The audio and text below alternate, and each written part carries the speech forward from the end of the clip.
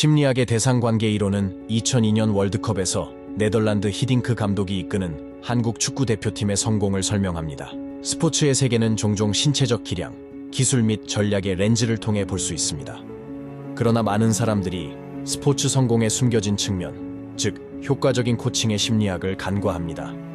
네덜란드 히딩크 감독의 지휘 아래 한국 축구대표팀이 월드컵 4강에 오른 놀라운 여정은 대상관계론의 원리가 성공에 얼마나 중추적인 역할을 했는지를 보여주는 대표적인 사례입니다. 1. 역사적 업적.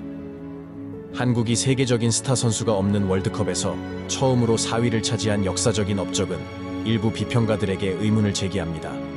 홈그라운드의 이점 때문이라고 보는 사람도 있지만 공동 개최국인 일본이 같은 수준의 성공을 거두지 못했다는 사실은 더 많은 것이 작용하고 있음을 시사합니다. 이 성과는 실로 역사적이었으며 한국의 성공에 기여한 요인은 단순히 어디서 개최하였다는 사실 외에도 존재한다는 것을 보여주었습니다.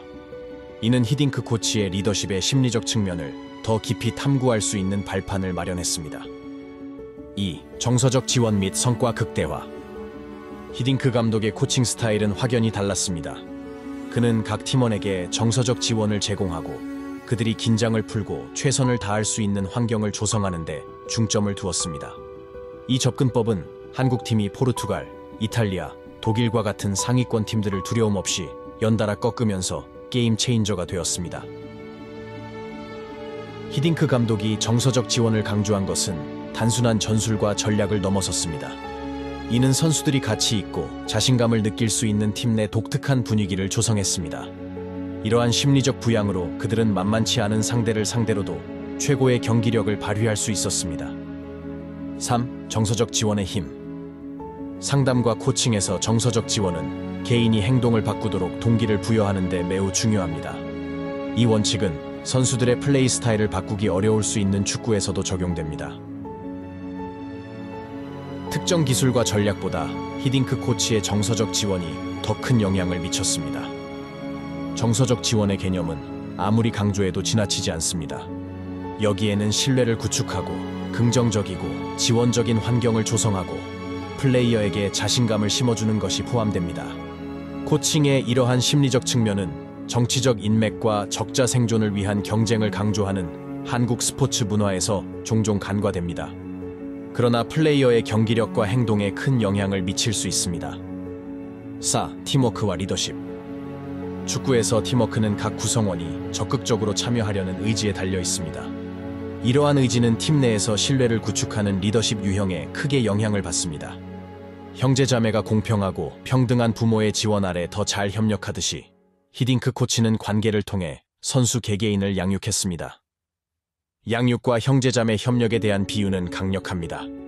히딩크 코치의 리더십 스타일은 팀 내에서 공정성과 평등감을 조성하여 팀워크를 촉진했습니다. 리더십이 팀 역학에 어떻게 영향을 미치는지 이해하는 것은 대상관계 이론의 맥락에서 매우 중요합니다. 5. 행동으로 나타난 대상관계. 가족 치료에서 자주 사용되는 대상관계 접근법은 정서적으로 성숙한 지도자가 행하는 양육을 통해 개인이 양육되고 성장할 수 있다고 가정합니다. 이때 히딩크 코치는 한국 선수들이 평소 실력 이상의 활약을 펼칠 수 있도록 팀을 육성하는 역할을 했습니다.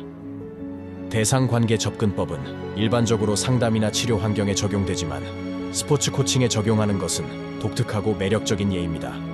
히딩크 코치는 개인 또는 가족 치료에서 치료사의 역할을 반영하여 효과적으로 선수들의 정서적 지원과 성장의 인물이 되었습니다. 6. 개발 초기 단계. 대상관계 접근법은 팀과 사회적 맥락 내에서 개인의 기능과 적응에 있어 초기 발달 과정의 중요성을 강조합니다. 히딩크 코치는 개인과 팀 치료의 가교 역할을 했습니다. 선수 경력의 초기 발달 단계는 경기 스타일, 태도 및 팀 내에서의 역할과 능력을 형성합니다. 히딩크 코치는 이러한 단계에 대한 이해를 통해 선수들과 더 깊이 소통할 수 있었고 선수들의 고유한 요구와 발전 궤적을 다룰 수 있었습니다. 7. 대상의 중요성.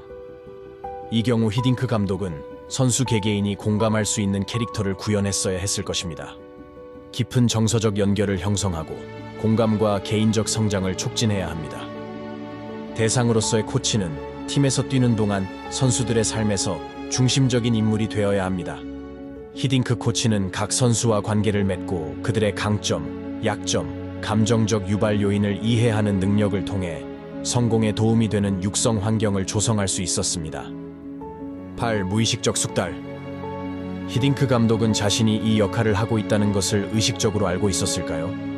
아닐지도 모르지만 그의 코칭 스타일은 선진 문화에서 자란 그의 성장과 그 자신의 성격에 의해 형성되었을 수 있습니다. 어쨌든 코치에게 정보를 제공하고 교육을 받으면 동일한 코칭 스타일을 다른 팀에 적용할 수 있습니다.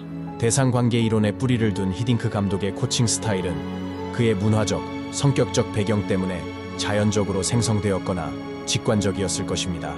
그러나 여기서 중요한 점은 이 코칭 스타일을 의도적으로 배우고 적용할 수 있다는 것입니다. 특정 개인에 국한되지 않고 원칙을 이해하고 구현하려는 모든 상담사, 부모, 코치에게 유용할 수 있다는 것입니다. 9. 국경과 분야를 초월한 성공. 히딩크 한국 대표팀 감독에게 부코치로서 보고 배운 박항서 감독은 이후 베트남 대표팀에도 비슷한 원칙을 적용해 괄목할 만한 성공을 거두었습니다. 그의 업적은 이러한 코칭 스타일의 효과를 더욱 강조합니다. 베트남 대표팀에서 박항서 감독의 성공은 대상관계 기반 코칭 접근법의 이전 가능성을 보여주는 증거입니다. 이는 이러한 심리적 원칙이 특정 문화나 팀에 국한되지 않고 다른 곳에서도 효과적으로 적용되고 구현될 수 있음을 보여줍니다. 10. 경험과 실습을 통한 학습. 대상의 역할을 효과적으로 수행하는 것은 대상관계 치료의 견습생과 마찬가지로 직접적인 경험과 연습, 그리고 관찰을 통해 가장 잘 배울 수 있습니다. 이것은 다른 상담이나 코칭 방법에서 볼 수 있는 단순히 생각이나 행동의 교정, 지시 또는 정보 전달과 대조됩니다. 대상관계 이론은 학습의 직접 관찰, 연습 및 경험적 측면을 강조합니다. 환자들을 치료하는 의사나 치료사와 마찬가지로 코치나 부모들도 대상관계의 대상으로서의 역할을 배움으로써 여러 자녀들이나 선수들의 최대한의 성장과 팀워크를 도와주는 일에 훨씬 더 효과적이 될 수 있습니다. 전문가들이나 부모들도 대상관계적 코칭 스타일의 영향을 직접 경험하고 관찰하는 이 실습 접근 방식을 통해 그 뉘앙스를 더 깊이 이해할 수 있습니다. 결론적으로 우리는 대상관계적 접근법이 네덜란드 히딩크 감독의 리더십 아래 한국 축구 대표팀의 성공에 어떤 영향을 미쳤는지에 대한 포괄적인 관점을 얻게 되었습니다. 자녀나 환자, 그리고 선수들의 초기 발달 단계부터 코칭 스타일의 이전 가능성에 이르기까지 대상관계 접근법은 특히 변화가 힘든 상대를 대상으로 한 스포츠 코칭, 자녀 양육, 개인 상담 등에서 놀랄만한 성취를 이룰 수 있는 매우 탁월한 방법을 제공합니다.